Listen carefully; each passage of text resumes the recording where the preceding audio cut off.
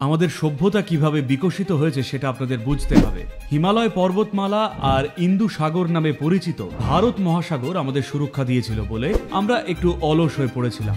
আমরা আধ্যাত্মিক চর্চা, গণিত, জ্যোতির্বিজ্ঞান, সঙ্গীত আরও নানান শিল্পকলায় বিনিয়োগ করেছিলাম, কিন্তু পর্যাপ্ত যোদ্ধা তৈরি করিনি।